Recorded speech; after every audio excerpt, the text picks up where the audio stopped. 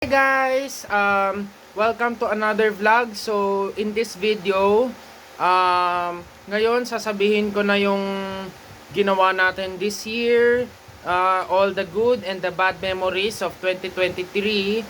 So 2 days before the year ends, ayun. So once again, ako pala si David Shu na isang traveler, vlogger, mahilig mag-vlog and mag-travel, mahilig kumain, hopping, and also mahilig sa mga chicks. Haha, pero ayoko na sabihin yan.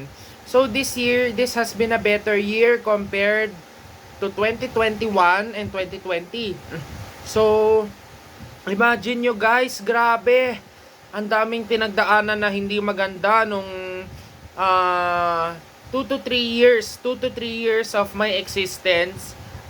Ayun nga, it's my 19 years, tsaka magte-20 na ako next year. Grabe. And feeling pogi pa rin. So once again, shout out kila JM or sa mga ibang subscribers na mahilig mag-travel at mahilig kumain ng mga masasarap na pagkain. Anyways, kiddingly aside, wrapping up the 2023 year with a beautiful smile, no? So, I'm glad na 2023 has been a better year for us because number one, nag-reunited kami sa mga alumni. Number one, we get to stay with our friends in school, kapag may alumni na pumunta, like nung concert, si Ate Julian Baltazar pumunta, pati si Kuya Jonathan, sila Ate Ella. So, sa susunod, ang dami ko talagang pinakamagandang nangyari this year. So, this year, I'm always happy and blessed to see all the beautiful babies, no? The last time was 2019. 2020 kaming last na kakasama ever since 2020 hit ang 2020 since the coronavirus from our country, China, hit here. So, once again, medyo mahaba rin akong ikikwento sa inyo.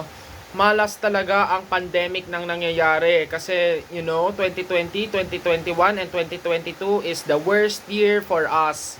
All peoples around the world because of the pandemic. Kaya nga pandemic sa buong mundo.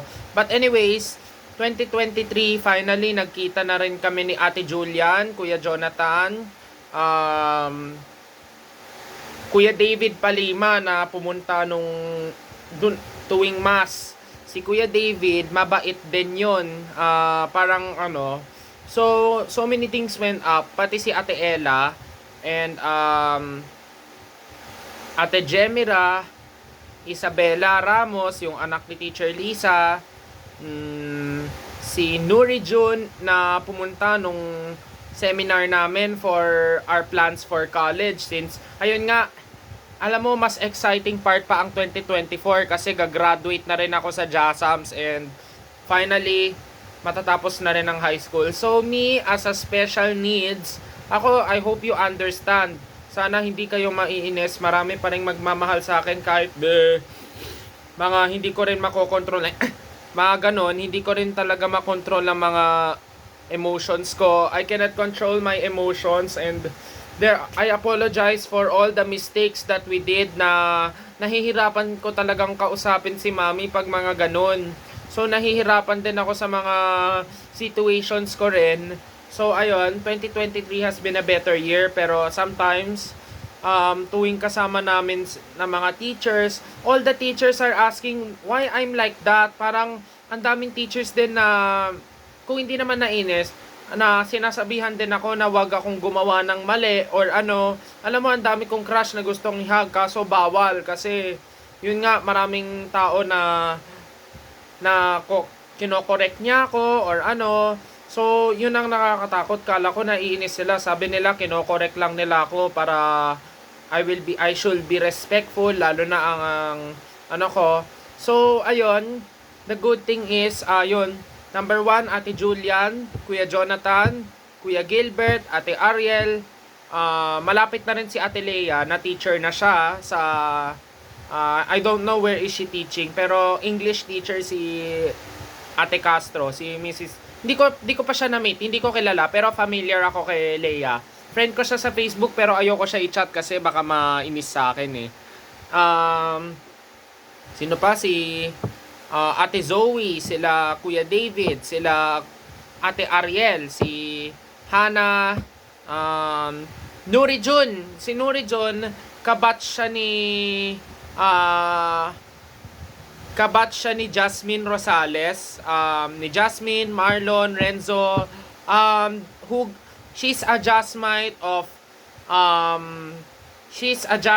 graduate of 24. Grabe, si Nuri Jun, ang tagal na niyang graduate, tagal-tagal na nung bata pa ako. Grade 2 pa ako, that time she graduate, pati si, si Nuri Jun ay kaklase siya ng friend kong tumatawag sa akin minsan, si Renzo na tumatawag, na napakabait din na. Sabihin ko lang to kay Nuri Jun, she's an artist, celebrity, and speaker of the whole not only the Philippines, of the world. Siya ang pinaka-inspiring person, tsaka kaya type ko siya kasi inspiring person siya, celebrity, speaker, and she's the announcement, and I hope she also understands my situation, what is happening right now, kasi there are situations that I faced. So ayun, I would make it quick if no. So medyo nalungkot lang ako na pressure ako kasi hindi ko sinasadya. I accidentally delete some of my videos in YouTube. Baka itong video na ipopost ko, hopefully, hindi ko talaga i-delete yon. Kasi other videos, like yung gangster, lahat ng mga gaming screen recorder na naglalaro ako, binura ko na lahat. Kasi aksidente kong binura isa, lahat binura ko na. And I will start all over again. David's workout and game account streaming, that's my other account that I'm using. Kaya I'm not using my main. I'm using my game streaming account as my personal use. No? Pero guys, IG ko ngayon, 2. Pero as of now, 3 na ang IG account ko. Kasi isa pang David's Artist. Pang art account ko lang yon. Sa David's Artist and David's Robak, bira lang ako nagpo-post. Lalo na sa Facebook, hindi ako masyadong nagpo-post sa FB. I'm not posting on Facebook anymore kasi syempre ang daming nang-unfriend sa akin sa Facebook, grabe. Ang daming nawawalang mga friends ko sa Facebook. So, I better more like Instagram and TikTok and Instagram threads and TikTok and YouTube more to post, not rather than FB. Instagram and TikTok is the best rather than FB kasi yun nga para sa mga news lang ang Facebook. Ako hindi na talaga ako nakakapag-post, bihira na lang pag mga big events, doon lang ako sa Facebook nagpo-post. Mga news or huge events, doon lang ako sa Facebook. Pero most of the time Instagram ako nagpo-post kasi that's what I love. Instagram is always the best. No? I can easily follow. Facebook may add friend pa, baka hindi pa niya ako i-accept, no? So anyways, maraming friends na rin kaming nakikita for this year.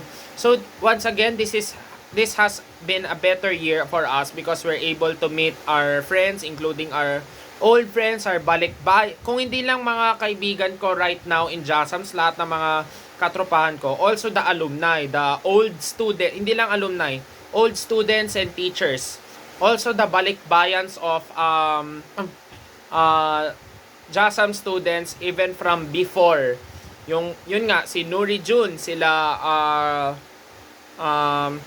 if you're familiar guys with Kevin Miles Chua, kasi nag-ICY siya ICY graduate 2011, Jasmite graduate 2015. So si Kevin Chua medyo mababang isa kay Nuri Jun. Mas mababa pa. Kevin Chua kasi kilala niya sila Teacher Desi, Teacher Mel, Teacher Marvin, Teacher R. Ayun, dati naging teacher ko rin yan na masyadong ang dami ko talagang pinagdaanan kay Teacher Marvin dati sa ICY, no? If you guys imagine, so many things went up for not really better. So, ayun guys, wrapping up the 2023 season with the happiness. Woohoo! So, ayun guys, once again, di ko pa to yan kasi may sasabihin, let's move to about traveling. Nakakapag-travel na rin ako sa Amerika, Japan, and Hong Kong. Boracay. So, maraming beses, maraming travels na rin this year, guys. So many travels na rin this year, no? Ang daming travels na rin this year. So, ipon-ipon na muna.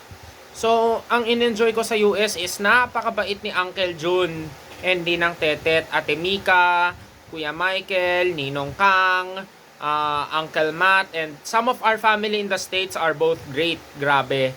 Napakabait nila sa Amerika, no?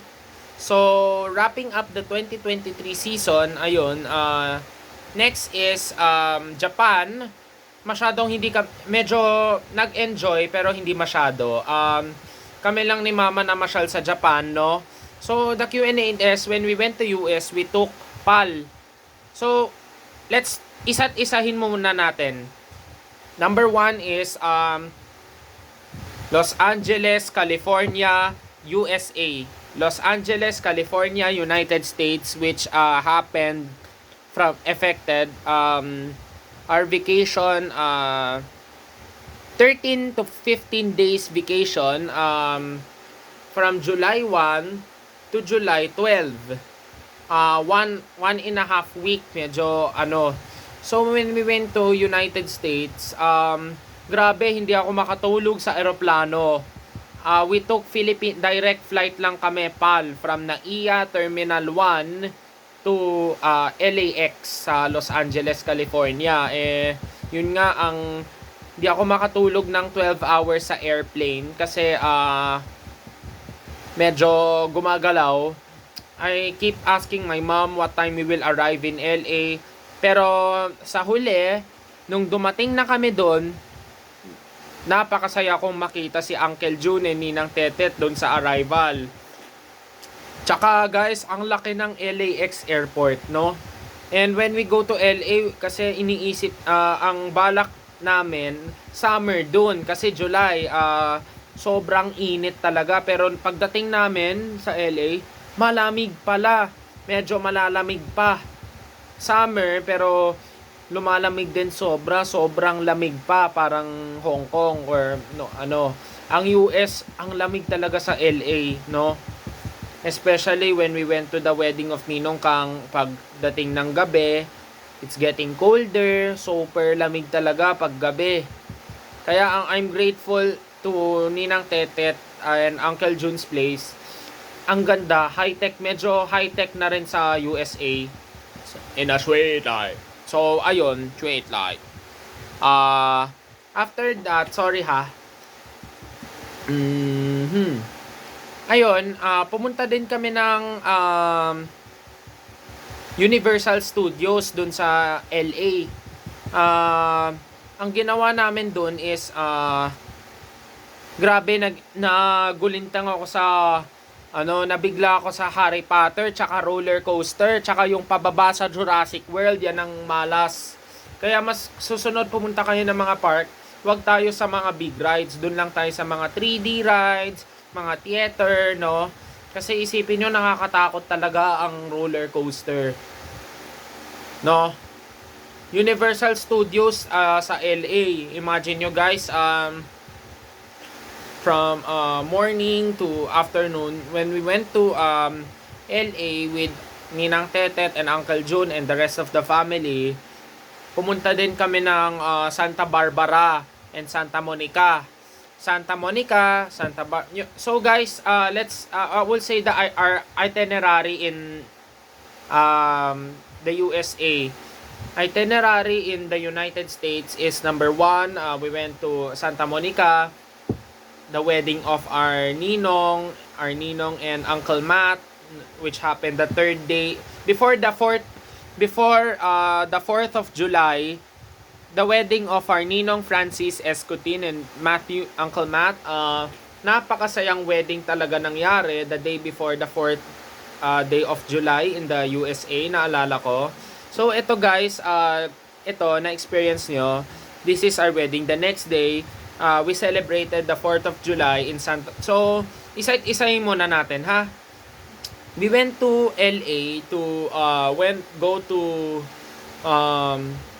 first is we went to our ninong's house. Second day, we went to Santa Monica and eat in a Japanese restaurant. Third day, we went to ninong's wedding, to the wedding with our whole family. Fourth day, we celebrate the 4th of July in the Santa Barbara. So Santa Monica, wedding of our ninong. Then next day, we went to Santa Barbara. And the fifth day na hindi na natin kasama si Uncle June kasi busy na siya. Fifth day is work na si Uncle June noon, kaya kami lang ni Ninang Tetet.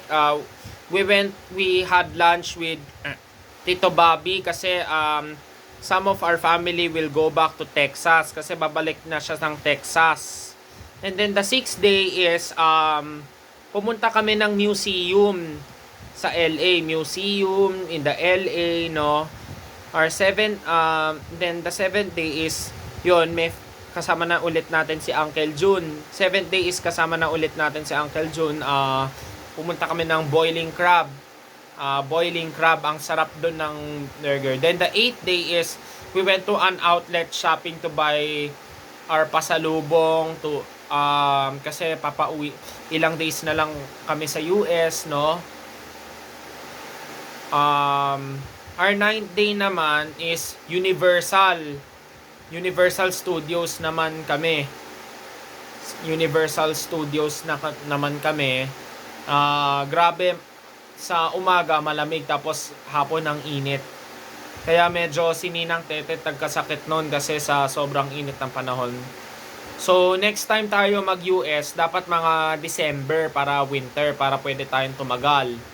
So ang in-enjoy ko sa Universal Studios, yung Mario, yung Kung Fu Panda, yung ang dami talagang mga mababait sa USA, no? And then afterwards, the next day, it's just only a simple, shopping lang kami. Nag-shopping kami sa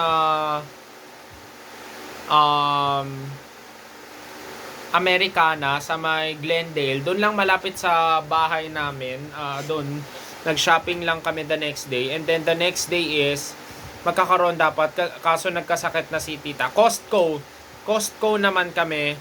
Second to the last day in USA. So, and then our last one is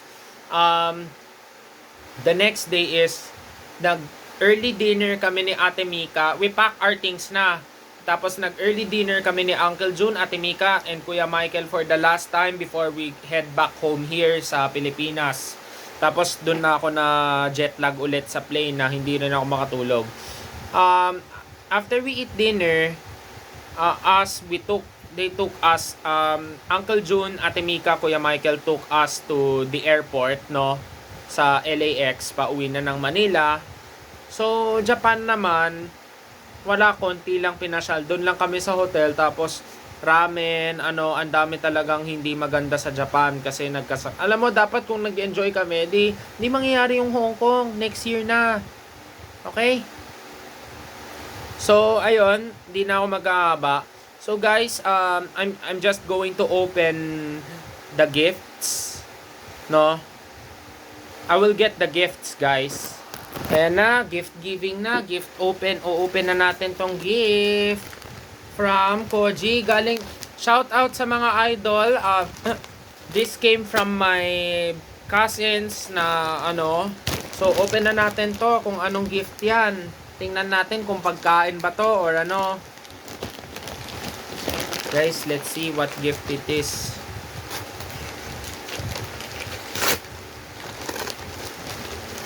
Wow, damit, yung pants. Grabe guys, pants ang regalo.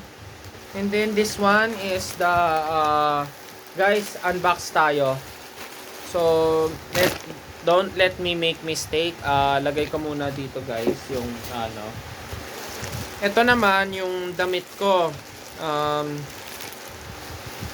Yan. Okay. Ayan. So, ganda no? Puro pants. Our gift of the tita is pants. Guys, no? I don't know if I made the mistake ha, kung nabuksan ko tuloy. So, ang next gift namin i-open is yung yun. Ayan, ito. Ito ulit, nabuksan na. Damit galing kay La Sylar, no? Damit galing kay La Sylar, no?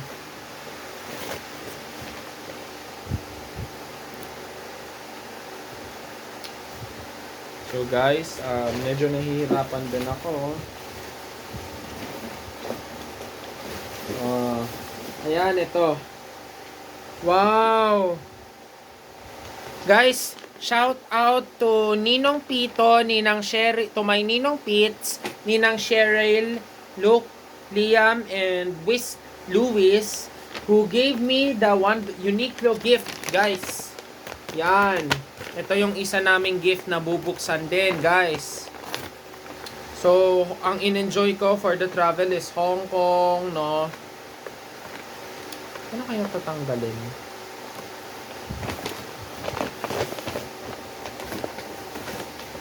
Yan. Ang dami, oh. So, guys, nakapag-open na ako ng gifts. Yan na, nabuksan na lahat. Okay, wala na. Okay guys, once again, I hope you panoorin nyo tong vlog na ito ha. Subscribe and follow me on Facebook, David Milshu, Instagram, David Ispogi, TikTok, David M. Shu. So guys, I will make video soon in my other account in YouTube, no?